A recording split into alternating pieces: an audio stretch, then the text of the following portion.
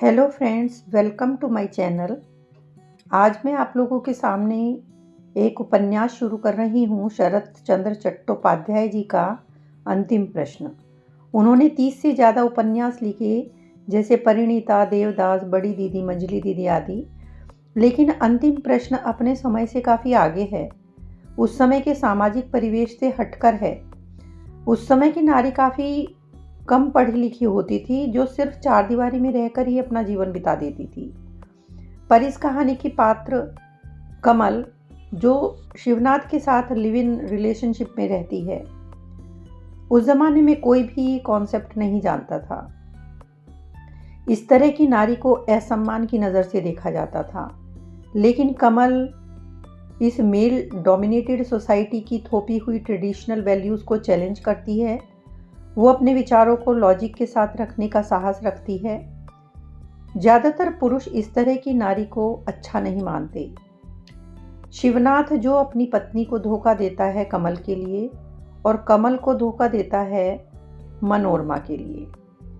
इस कहानी का मुख्य डिस्कशन का सेंटर आशुतोष बनर्जी या आशु बाबू का घर है, जो एक वृद्ध हैं जिनकी स्त्री का निधन हो चुका है। ये नॉवल काफ़ी बोल्ड विषय पर आधारित है। मुझे ये अच्छा लगा तो मैंने सोचा ये आप लोगों के साथ शेयर करना चाहिए। इसको मैं 25 भागों में आप लोगों के सामने प्रस्तुत करूंगी। 16 भाग आप सुन चुके हैं, तो आइए सुनते हैं इसका 17वां भाग। हरेंद्र और कमल जब आशु बाबू के घर पहुंचे तब दोपहर हो चुकी थी। बिस्तर पर अधलेटी अवस्था में आशु बाबू पायोनियर अखबार देख रहे थे। 2-3 दिन से बुखार तो नहीं था, मगर शरीर दुर्बल हो गया था। इनके कमरे में आते ही आशु बाबू अखबार छोड़कर उठ बैठे, और कितने खुश हुए यह उनके चेहरे से दिख रहा था।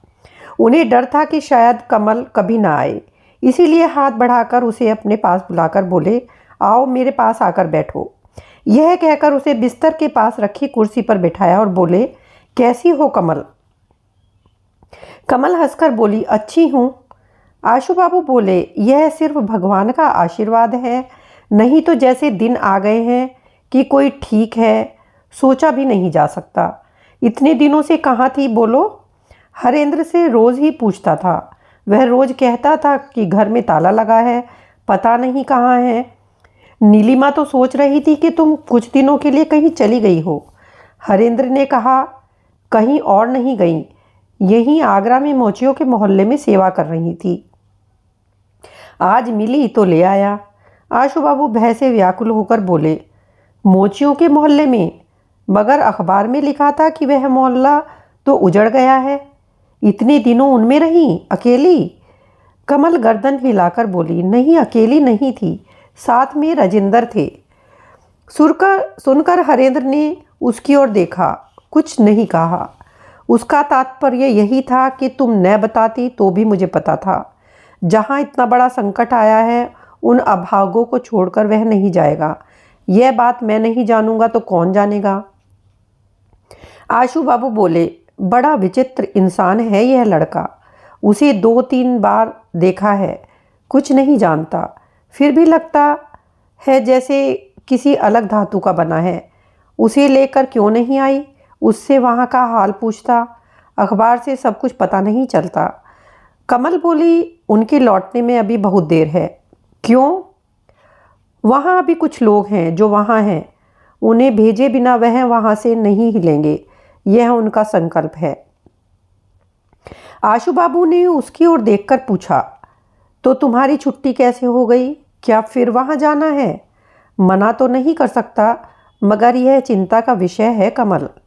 कमल सिर हिलाकर बोली, चिंता के कारण नहीं आशु बाबू, चिंता कहाँ नहीं है, मगर मेरे भीतर जितना दम था वह समाप्त करके आई हूँ।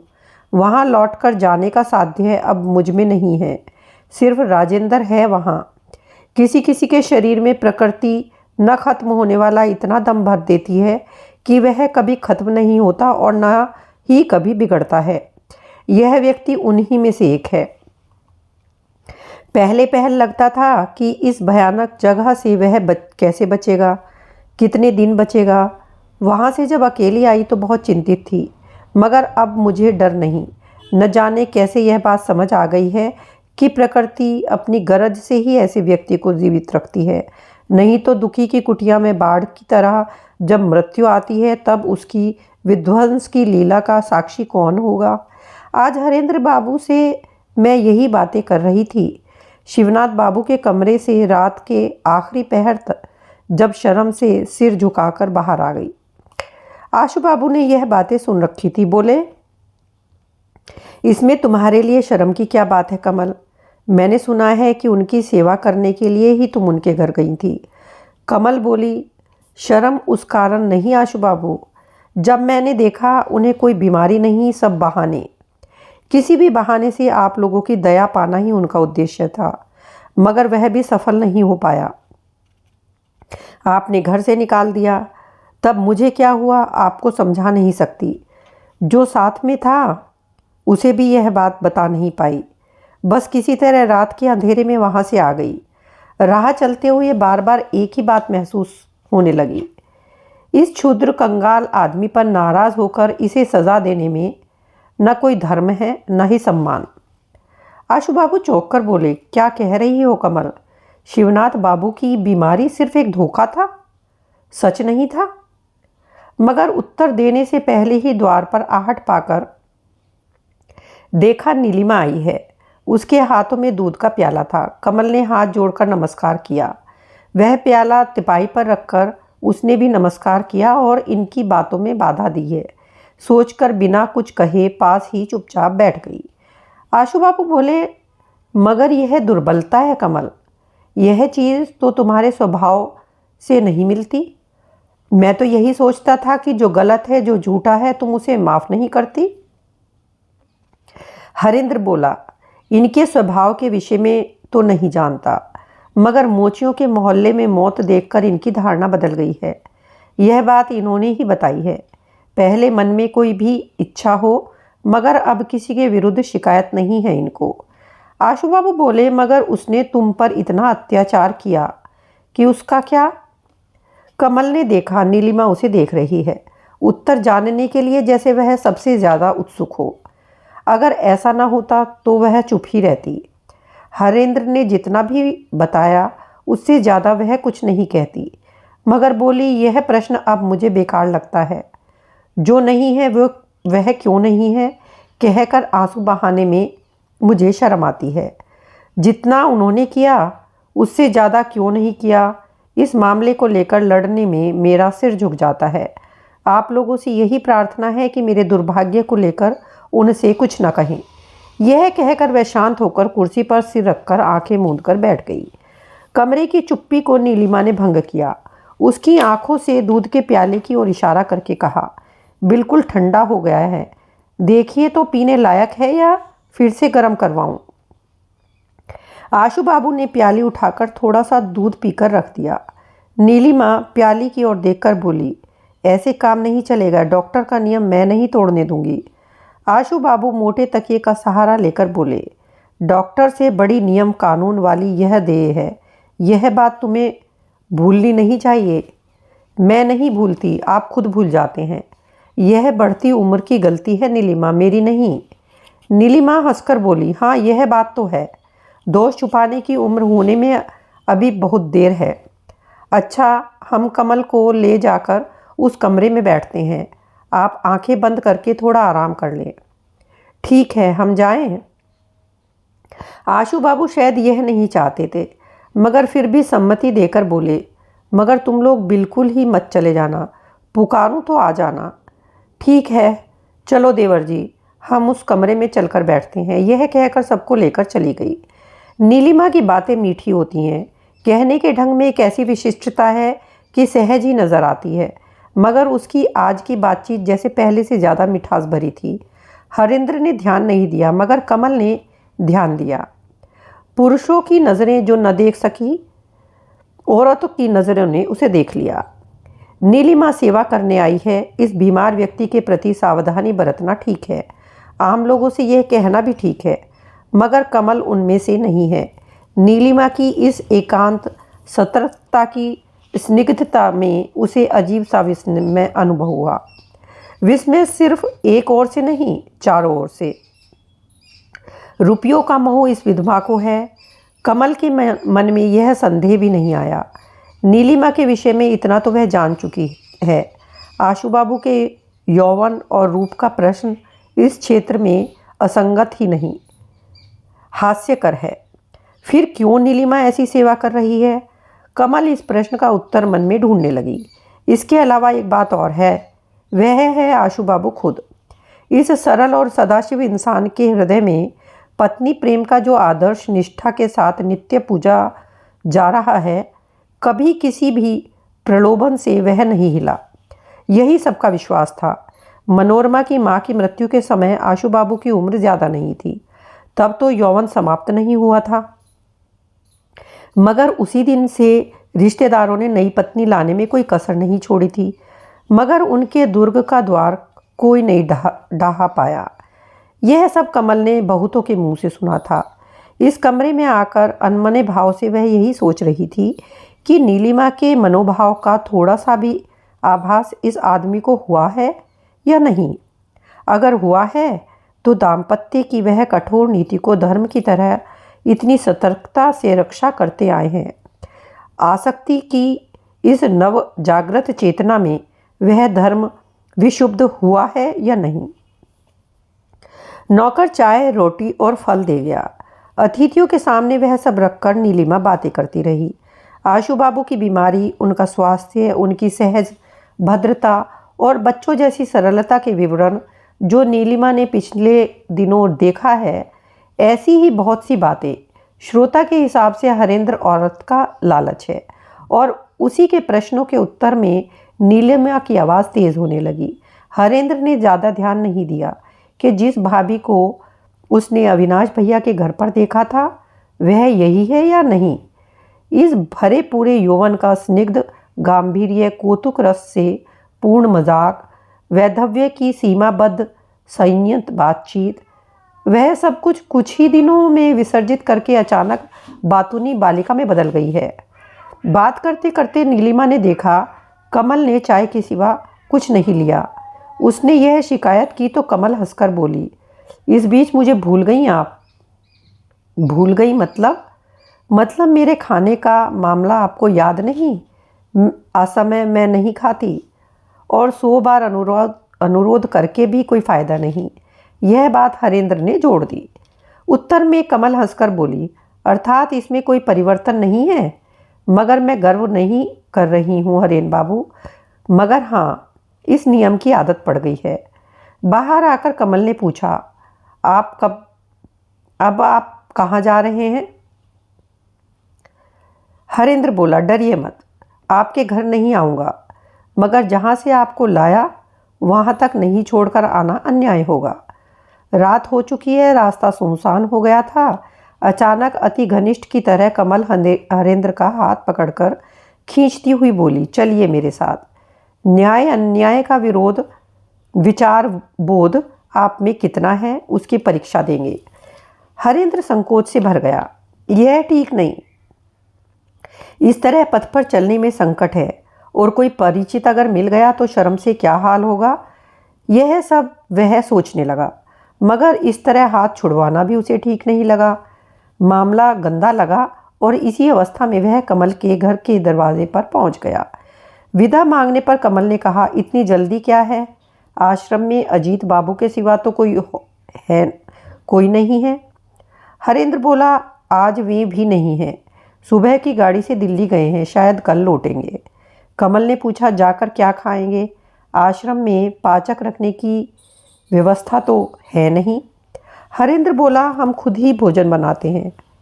अर्थात आप और अजीत बाबू?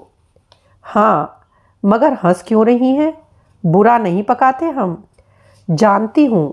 अगले पल गंभीर होकर बोली, अजीत बाबू भी नहीं है तो लौटकर आपको खुद ही पकाकर खाना पड़ेगा। मेरे हाथों का बना खाना खाने में अगर घृणा ना आए तो मेरी इच्छा है कि मैं आपको निमंत्रण दूं। खाएंगे मेरे हाथों का खाना? हरेंद्र नाराज होकर बोला, यह गलत बात है। क्या आप सचमुच ऐसा सोचती हैं कि मैं घृणा के कारण मना कर दूंगा? यह कहकर वह एक पल चुप रहकर बोला, आपको मैंने बताया भी कि मैं आपका आदर करता हूँ। मेरी आपत्ति यही है कि असमय आपको कष्ट नहीं होना चाहता। कमल बोली, मुझे विशेष कष्ट नहीं होगा, आप देख लीजिए, आइए। भोजन बनाने बैठकर बोली, मेरी तैयारी सामान्य है। यहाँ खाने में अगर आपको कष्ट हुआ भी तो भी आपको ज़्यादा कष्ट नहीं होगा, मुझे भरोसा है। हरेंद्र खुश होकर बोला, हमारे वहाँ भोजन की जो व्यवस्था आप देखकर आई हैं, सच हम बहुत कष्ट उठाते हैं। मगर क्यों? अजीत बाबू धनी हैं, आपकी अवस्था भी अच्छी है, कष्ट पाने का तो कोई कारण नहीं है। हरेंद्र बोला, कारण न भी हो, ज़रूरत है। मुझे विश्वास है कि यह आप भी समझते हैं, इसीलिए अपने लिए भी आपने यही व्यवस्था कर रखी है। मगर बाहर का कोई अगर इसका कारण पूछे तो क्या उत्तर देंगी आप?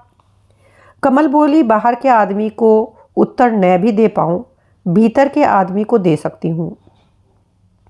मैं सचमुच बहुत गरीब हूँ। अपना पालन करने की जितनी शक्ति मुझ में है, उसमें इससे ज़्यादा नहीं कर सकती।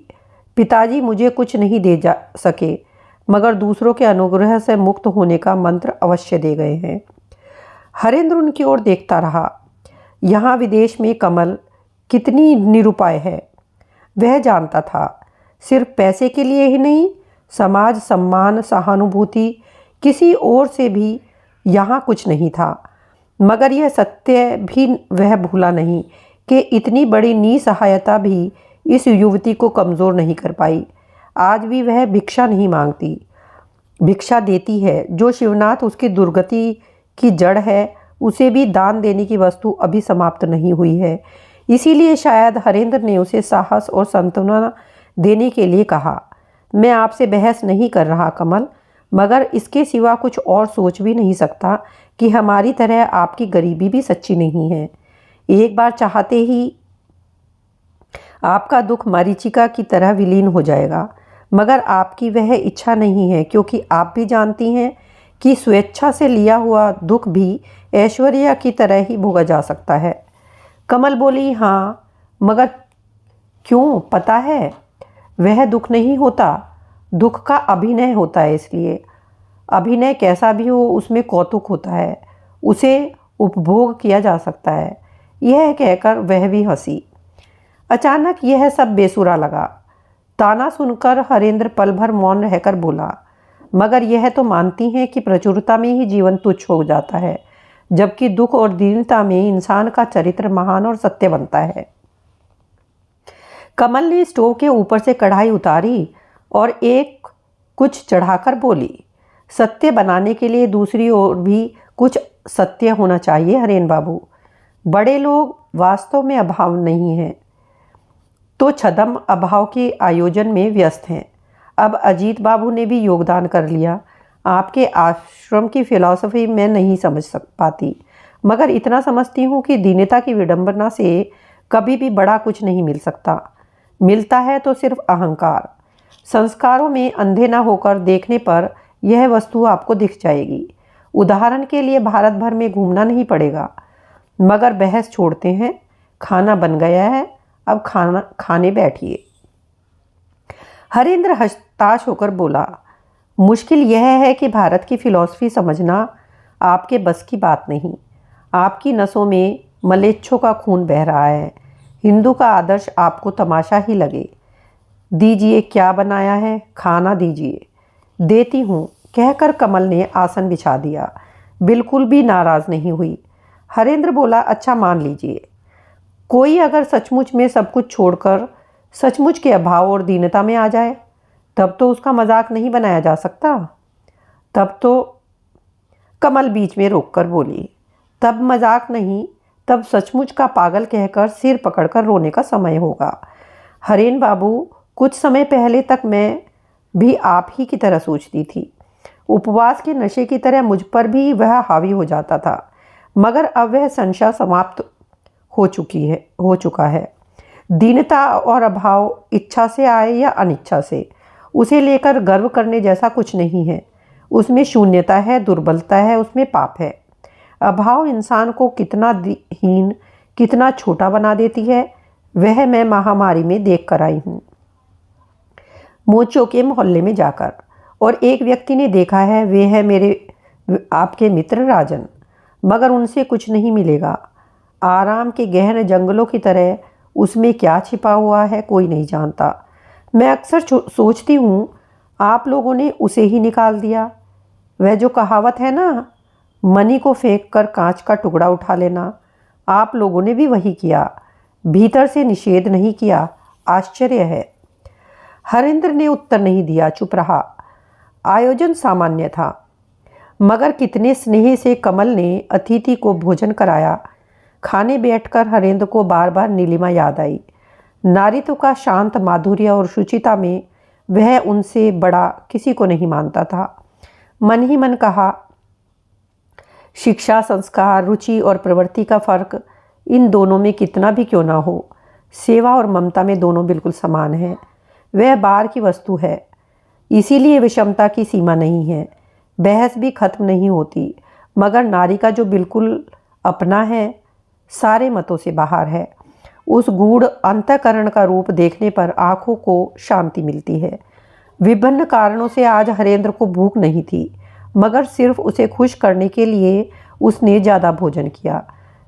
सब्जी अच्छी बनी है कहकर सारी खा ली। बोला, बहुत बार असमय जाकर भाभी को भी यूं ही परेशान किया है कमल। किसे? नीलिमा को? हाँ, वे परेशान होती थी अवश्य ही, मगर मानती नहीं थी। कमल हंसकर बोली, सिर्फ आप ही नहीं, सब पुरुषों की ऐसी ही मोटी अकल होती है। हरेंद्र बहस करता हुआ बोला, मैंने अपनी आंखों से देखा है।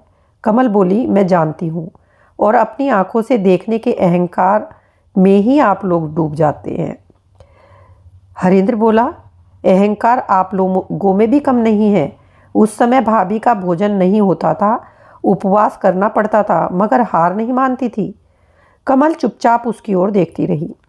हरेंद्र बोला, आपके आशीर्वाद से हमारी मोटी अक्ल कायम रहे, इसी में ज़्यादा फायदा है। आप लोगों की तेज बुद्धि के अहंकार में उपवास करके हम मरना नहीं चाहते। कमल ने कोई उत्तर नहीं दिया। हरेंद्र बोला, अब मैं कभी कभी आपकी तेज बुद्धि की जांच किया करूँगा। कमल बोली, यह आप नहीं कर पाएंगे, गरीब जानकर आपको दया आ जाएगी। सुनकर हरेंद्र पहले तो चौंका और फिर बोला, देखिए, इस बात का जवाब देना ठीक नहीं। क्यों जानती हैं? लगता है जिसे राजरानी होना चाहिए उस पर कंगालपना अच्छा नहीं लगता। मुझे महसूस होता है कि आपकी दरिद्रता धरती की सारी धनी औरतों का मजाक उड़ा रही है। यह बात कमल की छाती में तीर की तरह लगी। हरेंद्र और भी कुछ कहने वाला था, कमल रोककर बोली, भोजन हो गया है, उठिए। उस कमरे में जाकर सारी रात आपकी बातें सुनूंगी, इस कमरे का काम खत्म कर लूँ। थोड़ी देर बाद कमल शयन कक्ष में आकर बैठ गई। बोली, आज आपकी भाभी का इतिहास सुने बिना आपको जाने नहीं दूंगी, जितनी भी रात क्यों ना हो जाए, बताइए। हरेंद्र कठिनाई में पड़ गया। बोला, भाभी की सारी बातें मैं नहीं जानता। उनसे पहली बार मैं आगरा में ही मिला, अविनाश भैया के घर पर। वस्तुतः उनके विषय में मैं कुछ नहीं जानता। जो बातें यहाँ के ज़्यादातर लोग जानते हैं, मैं भी उतना ही जानता हूँ। सिर्फ एक बात शायद मैं सबसे ज़्यादा जानता हूँ, वह है उनकी पवित्रता। उनके पति का जब देहांत हुआ तब उनकी उम्र 19-20 साल की थी। उन्हें हृदय से पाया था, वह मिट नहीं पाया, मिटने वाला भी नहीं। जीवन के अंतिम दिनों तक वह याद बाकी रहेगी। पुरुष में आशु बाबू की बात जब चलती है, उनकी निष्ठा भी असाधारण है। मैं अस्वीकार नहीं करता, मगर हरेन बाबू, बहुत रात हो गई है, अब घर जाना ठीक नहीं। इसी कमरे में बिस्तर बिछा देती हूँ। हरेंद्र परेशान होकर बोला, इस कमरे में? मगर आप? कमल बोली, मैं भी यहीं सोऊंगी। और कमरा नहीं है? हरेंद्र शर्म से पीला पड़ गया। कमल हंसकर बोली, आप तो ब्रह्मचारी हैं, आपको भी डर लगता है क्या? हरेंद्र चुपचाप देखता रहा। यह प्रस्ताव वह सोच भी नहीं सकता। औरत होकर ऐसी बात कही कैसे? उसकी इस हालत को देख कमल को धक्का लगा। वह कुछ पल शांत रहकर बोली, मुझसे गलती हो गई हरेन बाबू, आप घर जाइए। आप जिसको इतनी श्रद्धा करते हैं उस नीलिमा तक को आपके आश्रम में स्थान नहीं मिला। स्थान मिला आशु बाबू के घर में। निर्जन घर में अनजान नर नारी के बीच एक ही रिश्ते को आप जानते हैं। पुरुष के लिए एक औरत सिर्फ औरत है, इससे ज़्यादा कुछ हो सकता है आप नहीं जानते, ब्रह्मचारी होकर भी नहीं जानते। जाइए और देर न करें, आश्रम में जाइए। यह कहकर वह खुद बाहर अंधेरे बरामदे में अदृश्य हो गई। हरेंद्र मूढ़ों की तरह कुछ देर खड़ा रहकर धीरे धीरे नीचे आ गया।